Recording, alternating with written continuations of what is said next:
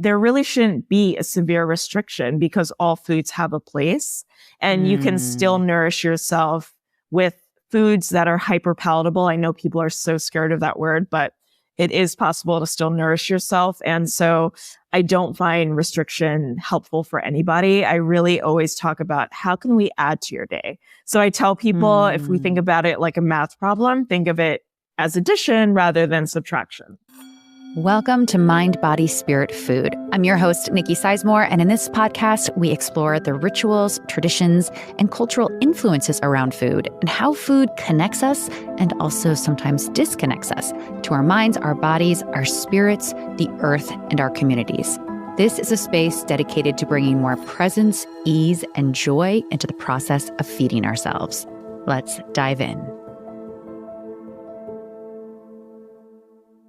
Hello, my friends, and welcome back to the show. All right, I know I say this a lot, but I just loved today's conversation so much, and I have no doubt you're going to find it so inspiring.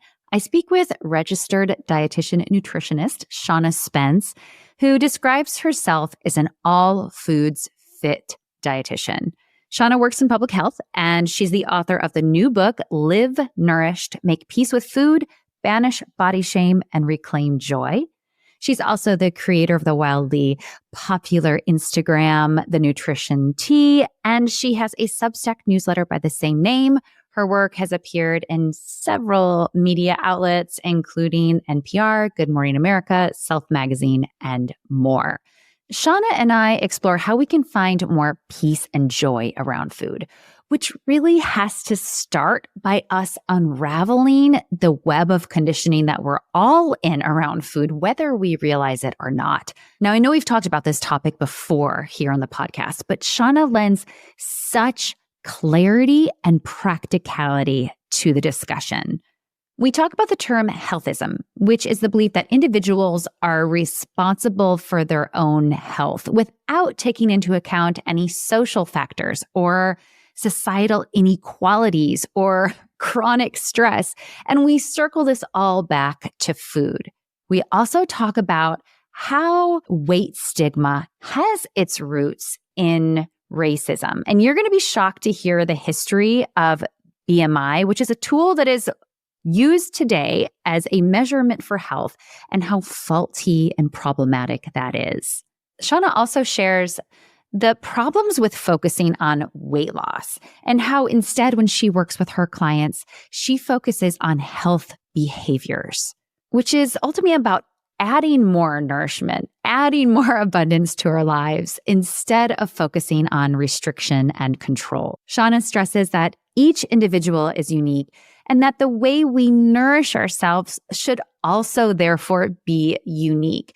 And this is not only related to our genetic makeup and our food preferences, but also like the logistics of our lives, our schedules, and our day-to-day activities.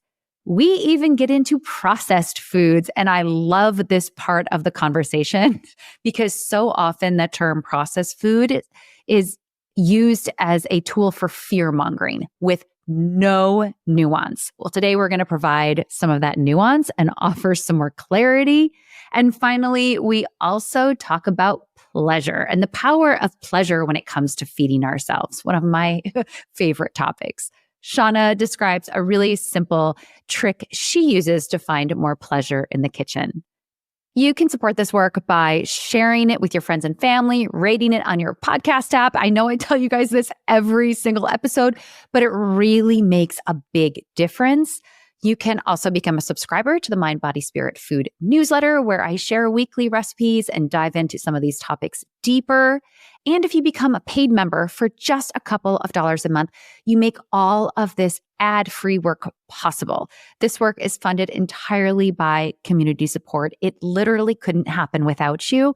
And I'm so, so grateful for all of you paid subscribers. All right, my friends, let's jump into the show.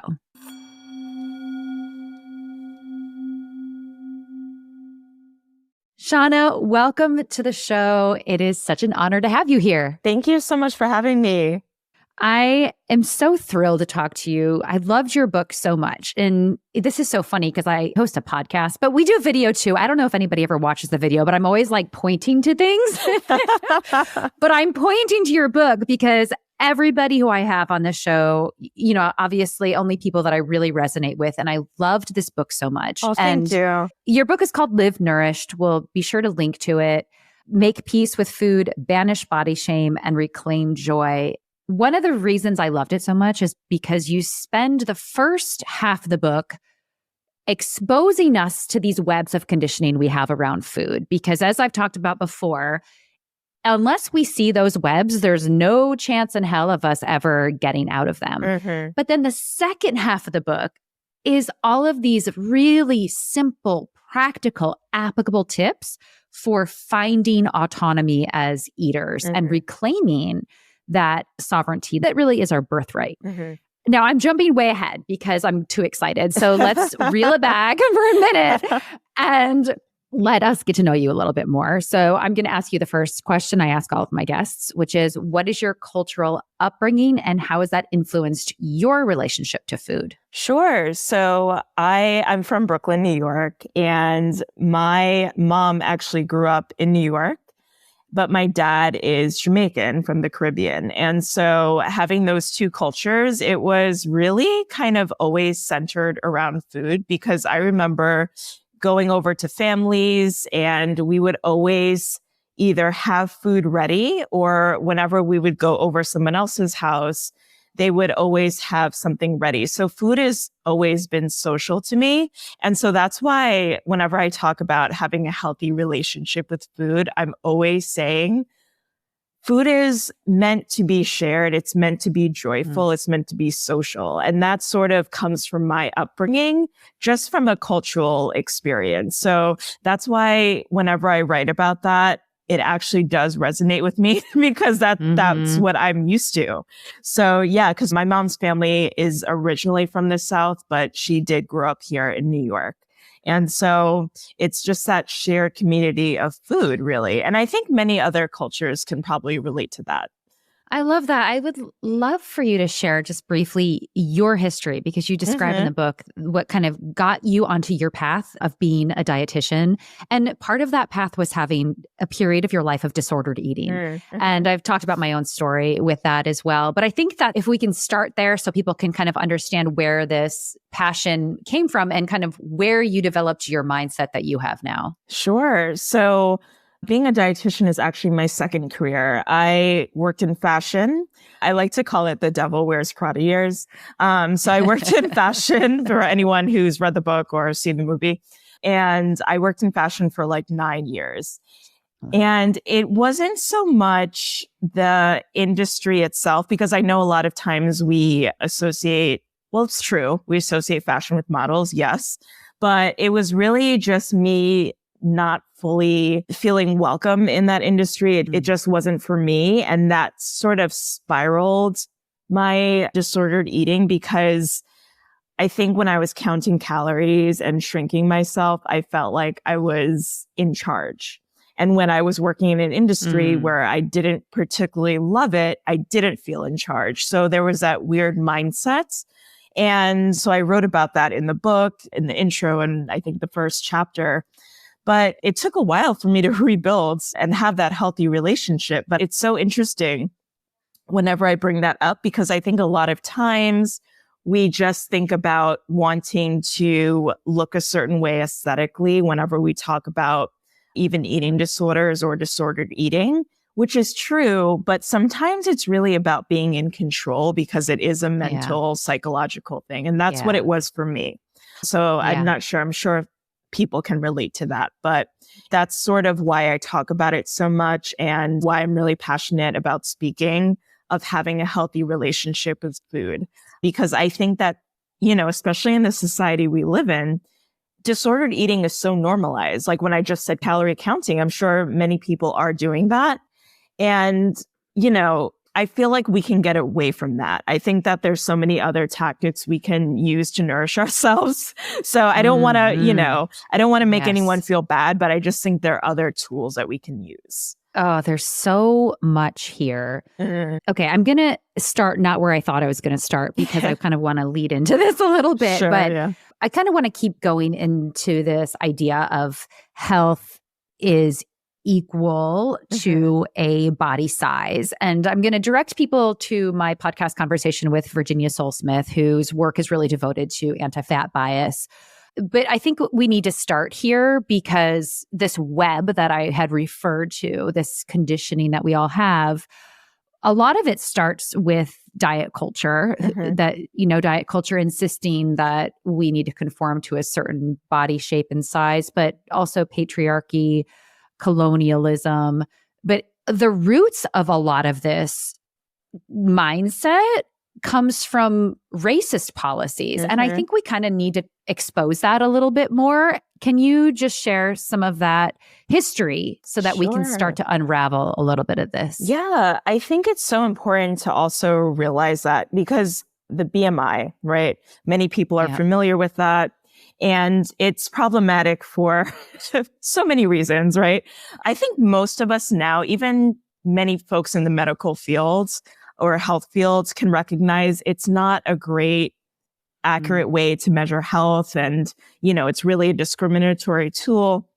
However, we also need to realize where it came from, and it's racist, eugenics, policy, right? So it was from I don't remember the exact year, sorry, but it was in the 1800s, and it was formulated by not a doctor, but by an astronomer, and who was a eugenist. And what that means is anybody who was not a white man and who was not I should say, able-bodied white man was looked down upon, right? And so the whole idea of BMI was formulated in order to find the perfect measurements. And for those who aren't seeing this, I'm going to say that in quotes, perfect, right? The perfect measurements for a man, for a white man. And so that's why it's just not accurate for many people of color. It's really not accurate for even women, for athletes, all of that. But it stemmed from a racist tool because a lot of eugenics, especially back in the 1800s, look at what was going on in that time, right? So we had a lot of, Black folks being looked down upon, of course, women not having rights and being looked down upon.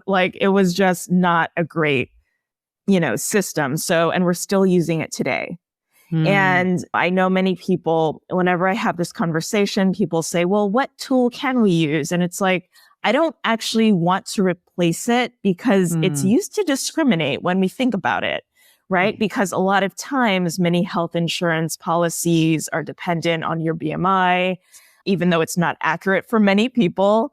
I've even heard of adoption agencies turning people down if they're, a certain BMI. Wow. Many times clinics for eating disorders, you have to be a certain BMI. The list goes on. So all that to say, it's not great, right? So that's why whenever we say diet culture has these racist roots, that's what we mean. Because unfortunately, a lot of times people can't recognize there's a huge patriarchal grasp on it, right? Which we all know. But I think many people sometimes don't realize the white supremacist, racist roots of it as well. And BMI is just one of them. Yeah. Absolutely. Thank you. That is so important and so shocking, right? It's shocking and how much we don't know until we know. Exactly. One thing that I'd like to talk about is this term healthism. And I had not heard this term until I started reading your work. And I love it. But before I even dive in, can you describe what healthism is? Sure. So healthism was coined by someone named Robert Crawford. And it's basically this idea that whenever someone has an illness or disease, whatever is happening with that person, it's their fault.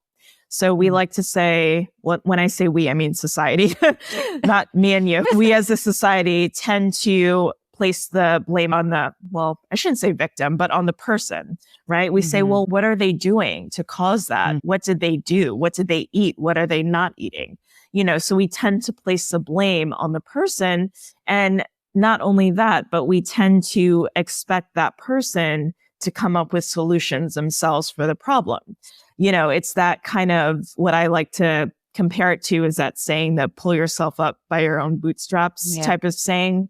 And, we have to realize that health, it's dependent on many factors that are outside of our control. And yes, of course, genetics is a huge one, but I'm also talking about like the social aspects of it, right? Our zip code is a huge factor.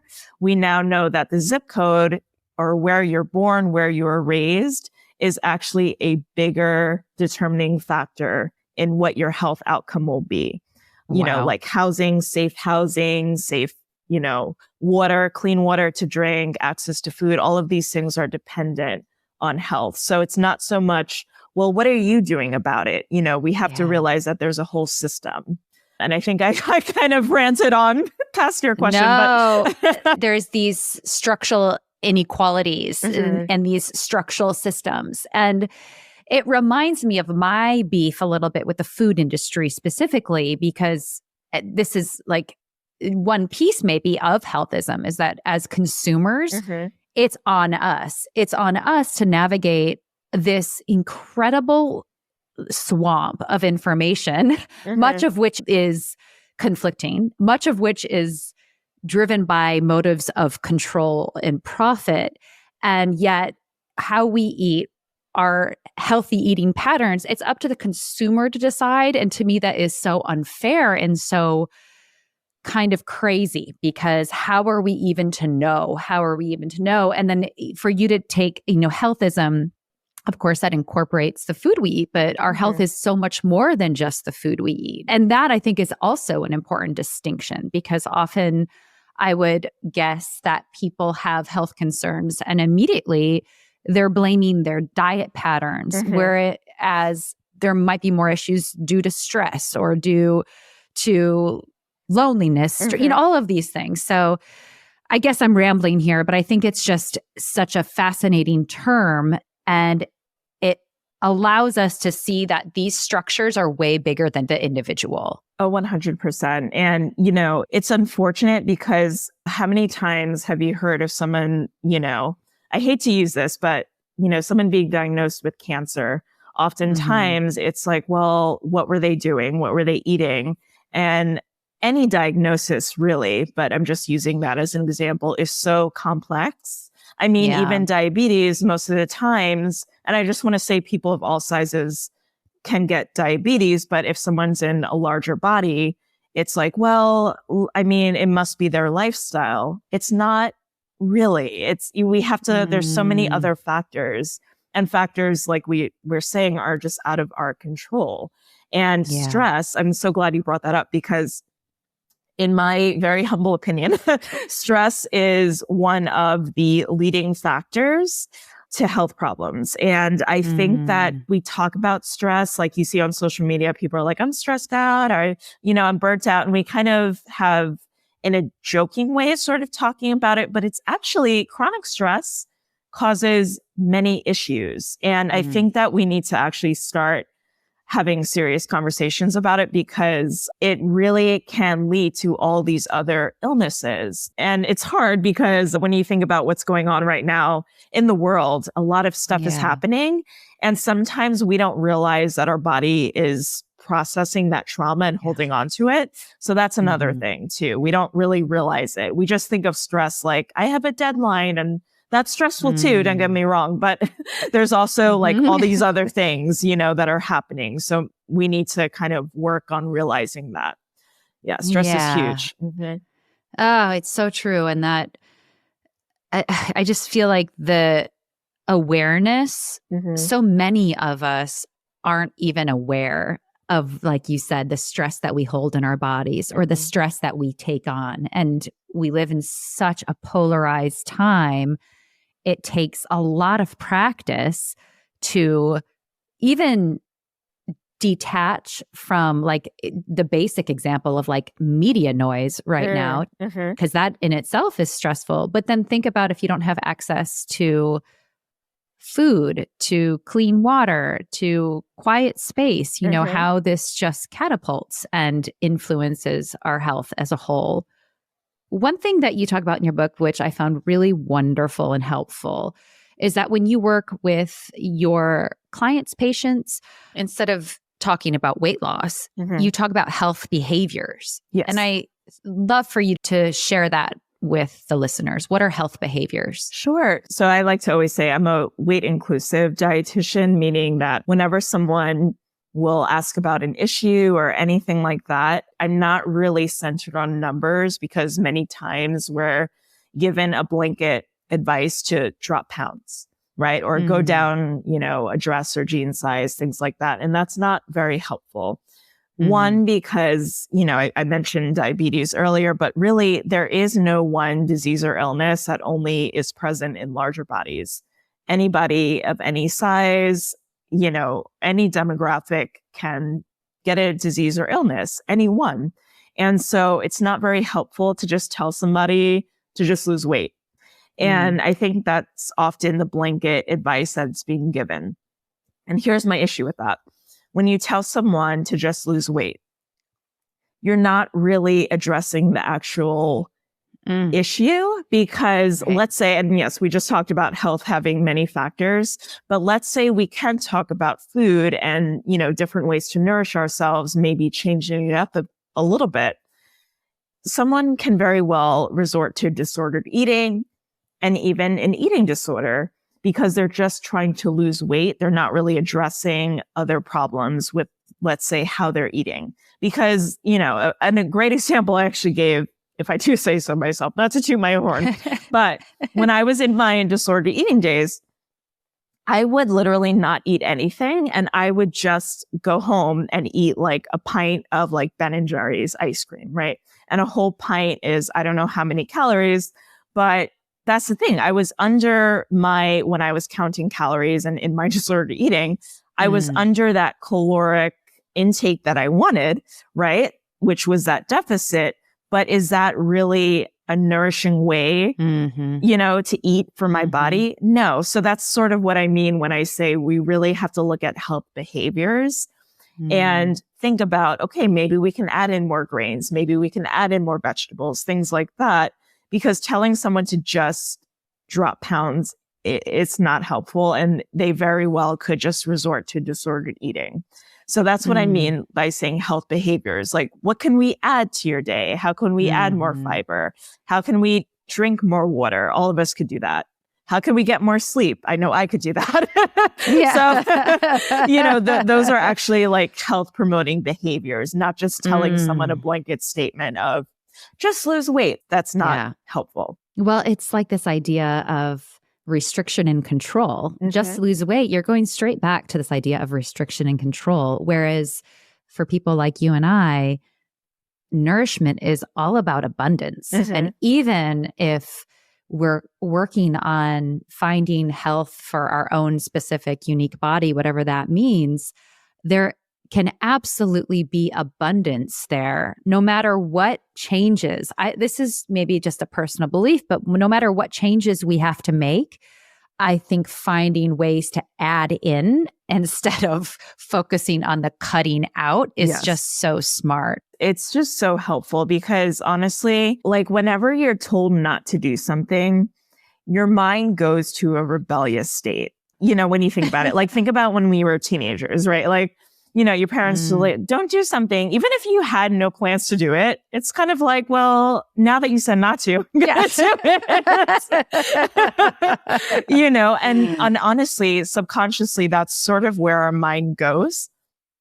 And I think that it's not very helpful, right? Unless, of course, if you're allergic to something or maybe, like those types of disclaimers, of course, please don't eat things you're allergic to. But I just feel like restricting to a point where it's just stressing you out is not helpful. And there really shouldn't be a severe restriction because all foods have a place and you can still nourish yourself with foods that are hyper palatable. I know people are so scared of that word, but it is possible to still nourish yourself. And so I don't find restriction helpful for anybody. I really always talk about how can we add to your day? So I tell people if we think about it like a math problem, think of it as addition rather than subtraction. And I love how you brought up food allergies because I myself can't eat gluten. My youngest daughter is sensitive to eggs, gluten, and lactose. And my teenager can't eat gluten. It is, whew, it's hard. It's hard. It's hard. And I always want to empower these girls to know that those foods aren't good or bad. It's just for their particular body, those foods aren't suitable. But what else? Like, so what else can we bring in? What else can we bring in? Yeah. But I think that's important. It's kind of a trend for people to cut out, to label themselves as this or that. And I don't get it because it's not fun. Yeah. Like it's not a choice. I don't think any of us in my family would make. It's because I have a lot of food allergies. So I understand when people get so frustrated. Like, it's a frustrating thing. Like, I just want to enjoy food without looking at the label. But it's so interesting to me when people, like you said, gluten, right? Like, people are cutting that out for no reason just because they heard somewhere that it's bad. And it's like, no, I mean, it might have been bad for that person who was, who had celiac, but it doesn't mean it's bad for you. Like a thing with soy, right? When I tell people, oh, I can't have soy, and they think it's because sometimes now soy is being looked upon as, depending on which side you're at, right? It's like, oh, it's too processed. It's like, it's just, it's soy, like it's a plant. Like whatever.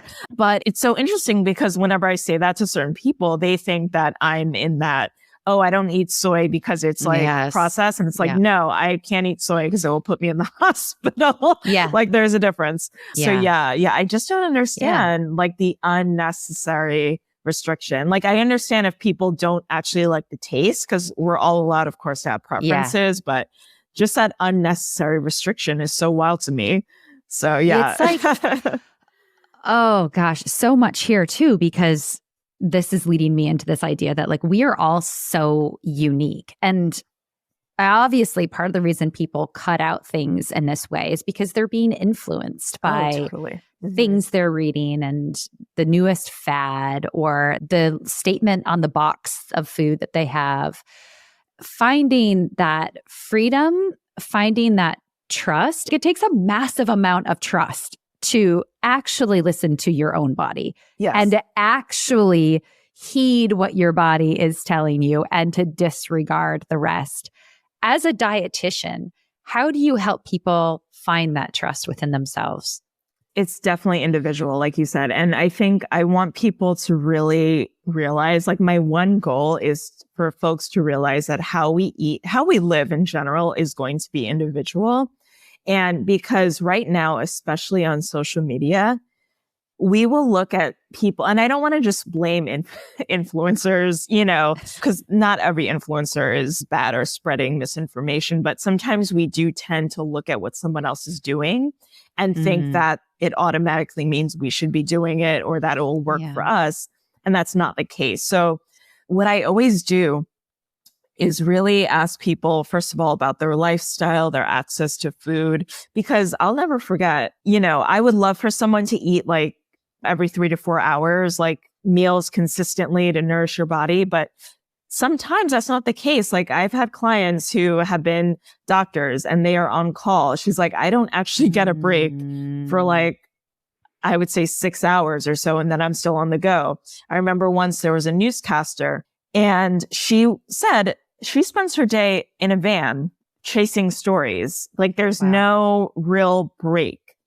So we really have to think about folks' lifestyle. And so that's why I will always ask, what do you do? What's your day-to-day like? Because I can't give someone the same advice. And so that's why I say to people, really think about that. Whenever you're looking at what someone else is doing, like I understand inspiration, and making food and all of that stuff. I like to be inspired also, but, we do have to realize that not everything will work for us. So it really comes down to working with somebody and really just having a conversation and finding out, will this work for you? Maybe we can try X, Y, and Z. Because one of the reasons I always talk about processed foods or packaged foods, and I know that's a scary conversation for people, but sometimes that's how people are going to nourish themselves. And not all processed foods are the same.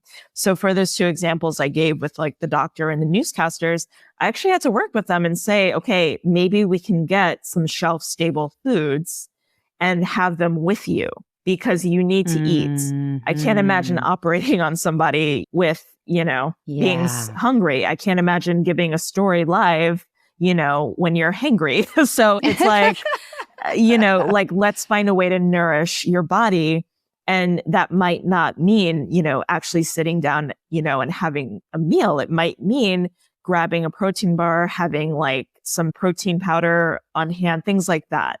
So everyone's individual. Yeah. I love that you just talked about processed foods because this conversation drives me bonkers. Me too. It's like you just had a newsletter and you just explained everything I feel about it because there is so much nuance here, you guys. There's so much nuance. And these terms that we use, processed foods and ultra processed foods, they are used so often as media grabs, as headlines. And all of this does is seed more confusion for the consumer. I would love for you just to share a little bit about that and how we can find some clarity on this subject. Oh my gosh. Like nuance is definitely needed for talking about food and talking about everything really. But I just find that like processed foods, it's become one of those fear-mongering terms. Yes. Right? And the media knows that. So you'll see the headlines. I mean, there was recently an article, I think in Time magazine, where this dietitian, she was like, I eat ultra-processed foods. And that was kind of that media headline. And I don't think people read the article because I've seen some of the comments under that article. And I'm like, I don't think you guys read what she said. Because first of all, there's a huge umbrella when we talk about things, even ultra processed. Whole wheat, whole grain bread is ultra processed. Yeah. Right? Like, hello, right? Tofu, for those of us who, I know some people have an issue with it for whatever reason, that is also ultra processed. Protein powder that many people are buying is ultra processed. Oat milk is ultra. So I can go on, but people get the idea, right? So when we say ultra processed, like let's actually say what we're talking about. Okay, so we should be maybe looking at our sugar intake, right? Not that sugar is the devil and poison and all that, but yeah, maybe we can look and see if we're consuming too much sugar on a label. So maybe instead of using the word ultra processed, we can actually say the food or some, that's sort of my goal. Yes. Because I notice that it's becoming a scare tactic. And I always tell people, unless you have an apple orchard, right? You have an apple orchard, like fall is coming up. Many people go apple picking. If you pick the apple from the tree and eat it right there, congratulations, you have not eaten processed food. Congrats. Right. But even if you buy an organic apple at Whole Foods, that has been processed. It's minimal processing, but it's still processed, right? To be able to be sold in Whole Foods. So I just need people to understand most of what we eat is processed to some degree. That doesn't mean it's scary. That does not mean it's scary. I just want to keep emphasizing that. And even the foods, so my dad is in a nursing home right now. And, many people in clinical settings, those Ensure bottles or those like supplemental nutrition. I mean, obviously that's ultra processed, but for him and for many folks in that setting, that's how he is getting his nutrition. Yeah. That is how he is really getting his caloric intake to stay alive.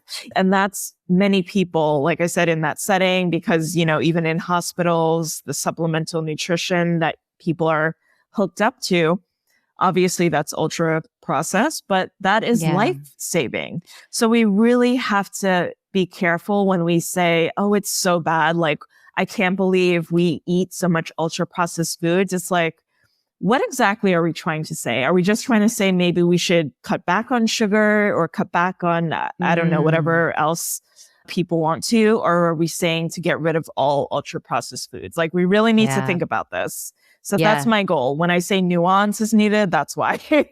It's like so refreshing to hear because as with so many things in this culture, we want things to be binary. We want things to be black and white. We want this to be evil and stigmatized. We want this to be wholesome and pure. And it's so much bullshit. It's so much bullshit. And it leaves like to the top of this conversation, all it does that I see with the people I work with, it just leaves us all very confused. Like, well, what should we be eating? And then we feel bad about eating the things that when we are on the go and we eat the protein bar, like that's amazing. Enjoy, but instead then we've got the shame that seems to be layered on top of our choices. And that's not helping anybody. Like when you think about it, that's not helping. I keep seeing these articles come out and it's weird because I feel like, well, I don't really know what the media is thinking, but in some weird way, I feel like maybe they think they're helping the public, but it's not actually because you're making people scared, either scared to eat or you're making people feel guilty because they can't change the way they eat. And now they feel guilty that they're eating ultra processed foods. And it's like, but is that really bad? Do we really need to be here? So, yeah. Well, I love this. And this kind of leads me into my next question about pleasure. Oh, yeah. One of my favorite things to talk about with food is pleasure and finding freedom and finding our sovereignty. And really, as Abigail Rose Clark, another podcast guest, talks about, it's reclaiming that relationship to food, which is our birthright. And as you say in your book, which I just loved, and I'm not quoting this, I don't have it right in front of me, but you said something along the lines like, intuitive eating would just be called eating if it weren't for diet culture. This is like what we're designed to do. But so it's such a challenge. Like we've gotten so out of the loop. I have found in my own experience and with the people that I teach, it's that pleasure can be a gateway towards reclaiming some of that autonomy. But I'd love to hear your thoughts on pleasure. Yeah. And it's so true. When you think about it, intuitive eating, when you think about why they came up with intuitive eating and what it's really all about, it's just eating. But the thing is that we have all of these societal expectations with dieting and restriction. So they have to name it something, but it really should just be eating. But anyway, like I said earlier, I think people are scared of hyperpalatability or finding joy when eating food. And, because we think, oh my gosh, I must be addicted to food or I must be, whatever. If they like something, if we like something too much, it's a little bit scary. But food is supposed to taste good. I tell people this all the time. Like food is supposed to taste good. Yes, of course, we have ways like vegetables of making it taste good. But I think sometimes we're scared of things like desserts, right? Because we just talked about sugar. But there are still ways to eat and nourish ourselves and still find joy in eating. And I tell people we have taste buds for a reason, right? Our tongue, we have these sensors that taste food, based on our individual preferences, of course, and we find certain foods delicious and some foods not delicious.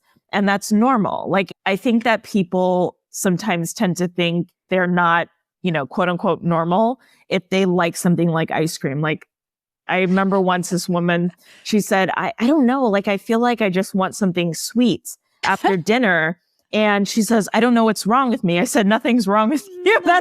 It's normal. I mean, it's because there are different like taste factors, as many of us know, on our tongue, right? And sweet is one of them. And especially if you've been eating like, let's say, savory dishes all day, it's going to be normal to want to change it up and want something sweet. So it's not something to worry about.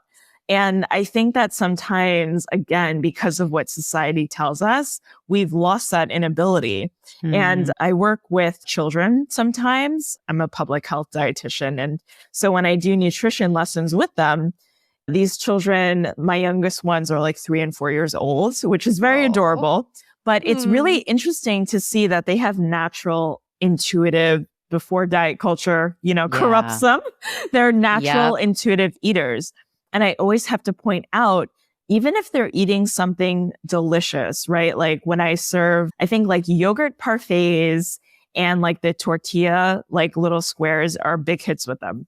And even the ones that will take too much because they serve themselves, they'll stop.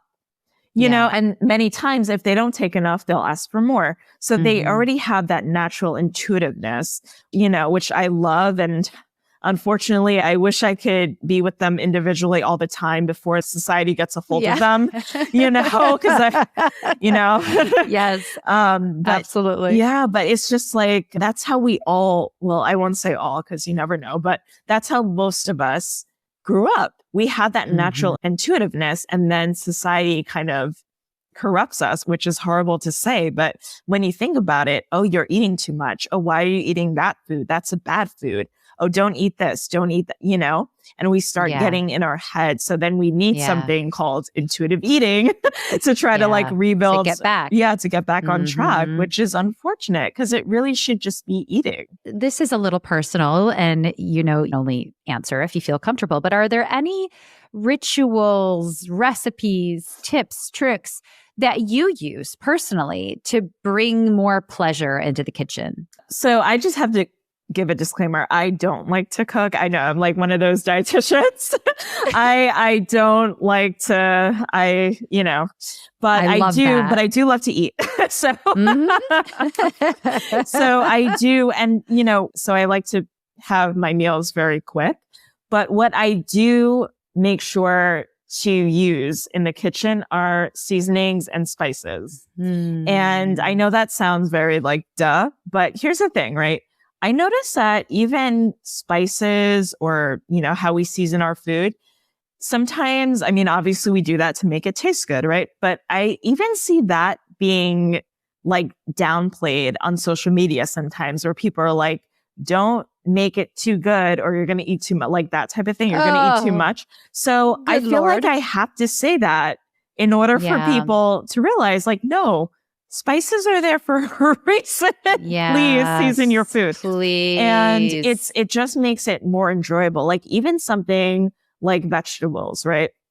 Many times, many vegetables, I'm not sure, but I roast many of my vegetables personally because I think that, and of course I season them with different, you know, spices and herbs, and that makes them taste good. That makes them delicious. And I think that sometimes when we're too scared to add things, even like oils or butter, because of, again, like the calories, like many of us are in that diet culture, like, oh my gosh, the calories. But my favorite little fun fact, especially when it comes to vegetables, we actually need fat when we're eating our vegetables in order for those vitamins and minerals to really digest and, you know, become useful in our body, right? So many times I would see many people eating salads without dressing, right? I see people eating steamed vegetables with nothing on it, you know, and it's like, if you just used something, olive oil, something,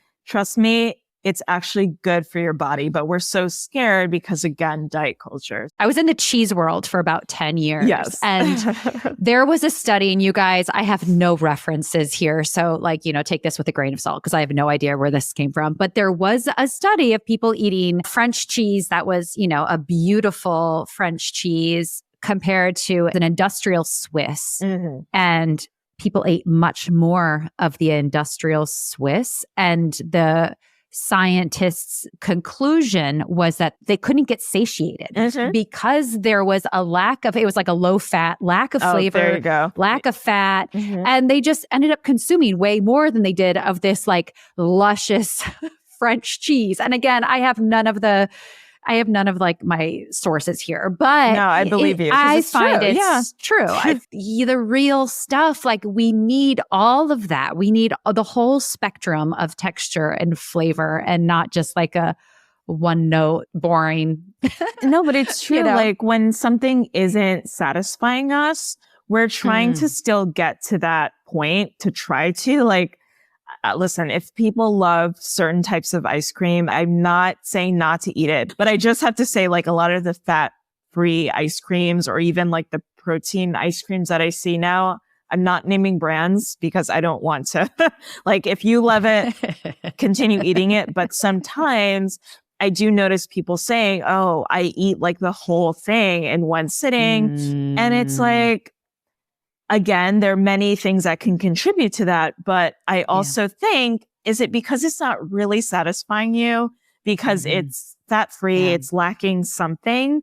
So maybe there's a reason for that, like I said, there could be other reasons, but I really think that sometimes people don't realize that it's really missing that satisfaction factor because they're so focused on just calories or, so. Yeah. Oh, well, I'm going to direct everybody listening to go get your book, Live Nourished, Make Peace with Food, Banish Body Shame, and Reclaim Joy. It's such a great, easy read. Oh, thank you. You have such an approachable way of dealing with these topics for anybody who's seeking freedom around food themselves. You also have a Substack newsletter, which is fabulous, which I will link to. Thank you. Mm-hmm. And I do have one last question for you. Yes. And this is just totally fun. This is the last question I ask all of my guests. If it were your last meal on earth right now in this moment, what would it be? Oh my gosh. Oh, yes. It would definitely, because, my mom's family, again, is from the South. So I do love that soul food. It would be a plate of roasted chicken, like the baked roasted chicken. And it would be with yams, mac and cheese, and collard greens. Yeah, exactly. It's 11:43 right now, and I'm like, how can I make this for lunch? That is and it's like, obviously because it's very time consuming to make. So whenever we have it for holidays, it's just oh, yes. So that would definitely be my last meal on earth. Hell yeah. Shana, thank you so much. I have no doubt this conversation is going to really inspire those who listen. Oh, thank you so much for having me. Thank you so much for listening. If this work resonates with you in any way, you can support it by leaving a review or comment or sharing it with friends. Also, you can sign up for the newsletter, Mind, Body, Spirit, Food. And by becoming a paid member for just $5 a month, you help fund this entire project. Thank you so much to all of you who are already subscribed, especially to those paid subscribers. This work could not happen without you. I'm Nikki Sizemore, and as always, remember to nourish yourself with intention and love.